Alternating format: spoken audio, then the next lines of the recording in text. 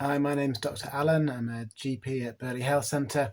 So this is just a update in relation to some of the discussions we've been having on Facebook and in the practice. So on Tuesday this week, we met with about 12 patients and we were talking a bit about what are some of the ways that we could try and help more of you. So this is something that we've thought a lot about ourselves, but we really wanted to hear ideas from patients.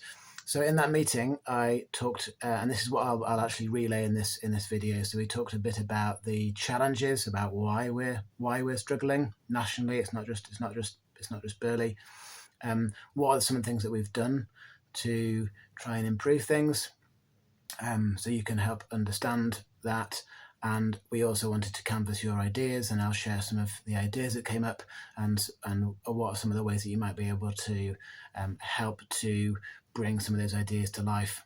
So the challenges are that general practice is really struggling, that over time the funding has not kept up with the work that we need to do, and the number of people working in primary care have not kept up with the demands and the challenges. So why are the demands and challenges gone up? Well, in some ways we're victim of our own success in healthcare. People are now living longer, which is great, and but it also means that people are often living to an older age with multiple medical problems, with multiple medications. In the past, some of the most challenging consultations might have been a 70-year-old on 2 medications, and now we have 80 and 90-year-olds often on 10, 12 medications.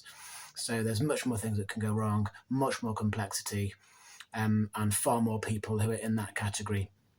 And the number of GPs have been going down, and so that's just meant that we've not been able to keep up with the challenges. And so it's a national problem everywhere. It's difficult for patients to get the care that they need, and we've worked really hard to try and make changes to adapt and improve, which in themselves can also be a challenge to accept as well. We understand that. And the funding, we asked people we estimate that we help around 10% of our practice population every week in one way or another. So that's 9,000 patients, about 900 people we help every week.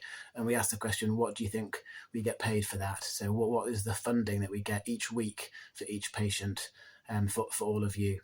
And there was a huge different range of people, often around 100 even to £1,000 a week. But the truth is we get £3 a week to look after you for whatever it is that you happen to call up about. So you can see that there's not a huge amount of resources to go around to stretch to kind of quite highly qualified people doing quite complex work. And about a year of care is around £150 and that's to offer appointments to you whenever you ring up. And that's similar to what a hospital doctor would get, what the hospital would get for a single appointment, and it's similar to what A&E might get for a single attendance. So we're having to stretch our resources very, very far indeed. So what have we done to try and accommodate this challenge? Well, we've expanded the team. So whilst GP numbers have generally been going down, we've started to employ people like physiotherapists and pharmacists, physician associates. Who else? Some of the those are probably all the ones that spring to mind. But there's lots of others. We've also, I would also say, we've kind of taken control of the appointments. So in the past, people would just be able to ring up and say that they wanted to see a doctor, and they would be given an appointment without needing to say why that is.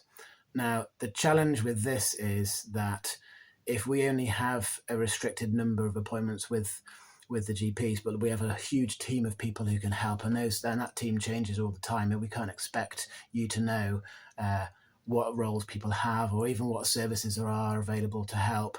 So the way that we do that is to get information through the receptionist. So that is a challenge. I understand that some people find the confidentiality a concern, but they're bound by confidentiality the same as everybody else.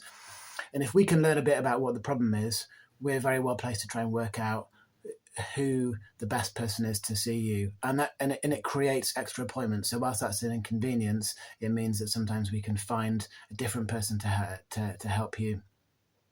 And you know, in the past, in my clinic, I would be seeing people who didn't need to see even anyone in our service. It might have been that they actually needed a secretary, or they actually needed to go back to the hospital doctor, and we can't know that unless we find out a bit of information beforehand. But I know that that's uncomfortable, but it's what we've been doing to try and meet the needs of the whole population. Another thing is that we deal with all our problems on the day. Now, the reason that we do that is that we feel there's a clinical risk to putting in a routine appointment. So let's say someone rings up and say, I want to see the doctor but I want to see it in 2 weeks, see them in 2 weeks' time. The problem is that it's hard to expect all patients to know what is urgent and what is a routine appointment. And we've had it before where people who really should have been seen on the same day have booked in. They've asked to be seen in a routine appointment, but they should have been seen sooner. So it's important that we screen what is the reason that they want a routine appointment for, and that takes clinical time. So actually, it doesn't save time to book someone in a few days' time, although I can understand it being convenient for people to be able to book in advance, but it means that there's some clinical time spent working out if that's safe to do. And that clinical time spent doing that means that there are now potentially less appointments. So we've on balance decided to offer more appointments, but it's all on the day. But that is something that we are always thinking about whether we need to do that differently. The online access has been helpful, just in the sense that it helps us to get more information from you about what the problem is. And that, again, that's a little bit like the reception gathering information on the phone. It helps us to know how to, what the best way to help you is. I think we've significantly increased the size of our reception team. They really help as they gather information or they support the clinicians. It means that we can offer more appointments. We've also done this is something that may be a bit hidden, but we've really worked hard to improve the culture within our team. And I think that we've been able to enable more of our staff to be more effective, to be more fulfilled at work, but also to be able to bring out the best in them through the working environment. So that might be improving a sense of trust within the team and morale. We've taken a lot of care over recruitment, done that really thoughtfully. And enabling people to think for themselves and have time to be supported to do their best work. And I think that's enabled us to be able to help more people as well. Facebook is a way that we've been trying to engage patients and also trying to meet people face to face. We really want to hear your opinions. It shapes what we do, and you're the reason that we are here. So that's another thing that we've been doing.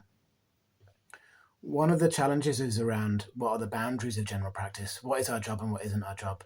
And the easiest thing to do is just to help anyone who asks. But we do have a contract of what things are expected of us and what things are not expected of us.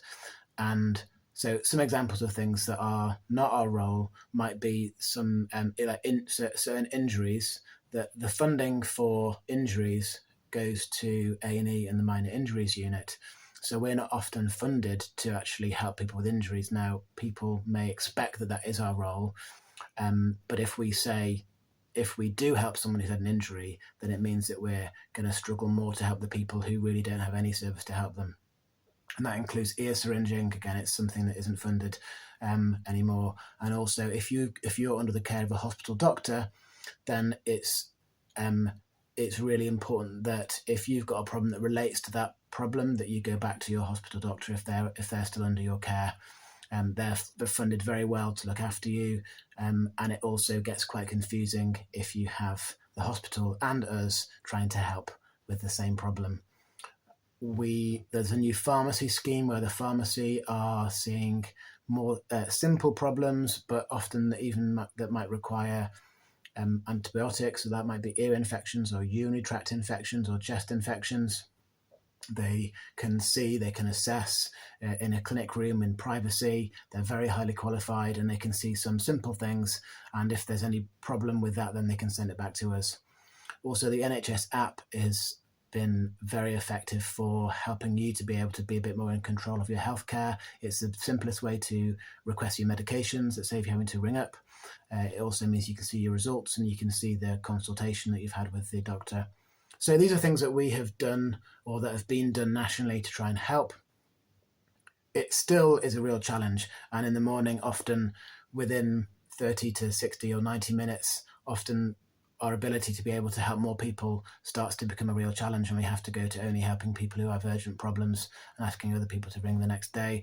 That is really uncomfortable. We don't want to be doing that. We really want to be able to help more people. And so this is why I had a meeting on Tuesday to see if we could canvass some ideas about what are some of the ways that we could help more of you. So what kind of things came up in that meeting?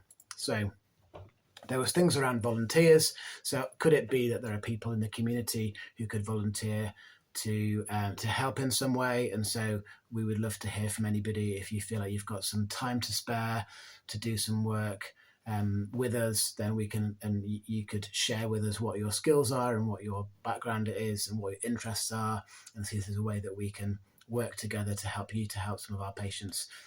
Another kind of something related to that would, and also there may be some ideas after this that, you know, it might be that there are things that you think, oh, I could do that, and then that'd be great to hear from you.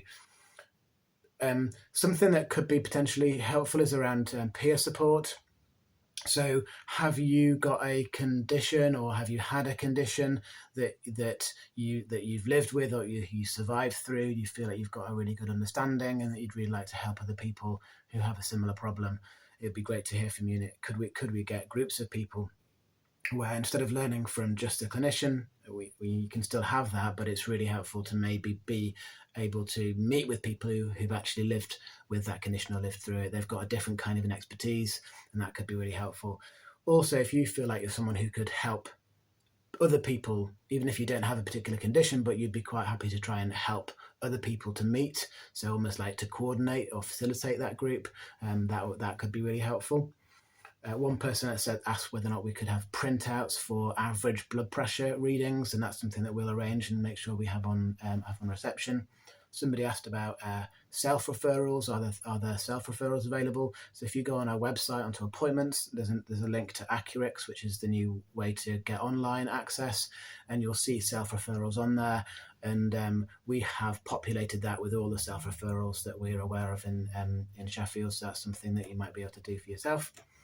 Communication, there's lots of talk about communication. How can we help more people to understand the changes, to engage, and to also to understand how can they manage their own health, how can they help themselves with their health conditions. So one of the things that we've done is we've created some videos for people who, so if you have an abnormal blood test, there's some quite common ones with quite simple outcomes around vitamins, for example, vitamin D or folic acid or iron. I've made some videos that we can actually text to patients, and you might get like a 3 or 4 minute video that explains what you might need to do next. It'd be great to hear feedback from you, because some people don't like getting on videos, and that's uncomfortable, and they contact us and say that they didn't like having the video. But it might be that there were people in the group who said that they loved having the video. So it'd be really good to know if that's something which, if you've had, whether or not you thought that was helpful, because we could make some more of those. Also, there was some question about whether or not we could put some videos on the website around self-care. So that's something that we can look into as well. There was somebody who was wondering if there was able to have like a ring binder with information about different services and things that are available. Again, if somebody would be up for doing that could be really helpful. We did wonder whether or not something on a screen might be more engaging, and so could we have information communication that runs through the TV, and that's something that we're also going to look into as well. There was a question about whether or not we could share more information about the various roles of surgery and what they do, and so I'd encourage you to go on the website, because I think we already have a fairly good list of the different roles and all that we have at the surgery and what people do. There was a lot of question around, could we do more around health promotion, health promotion and prevention, and that's something that, how can we help the community to live well and be healthy and have well-being?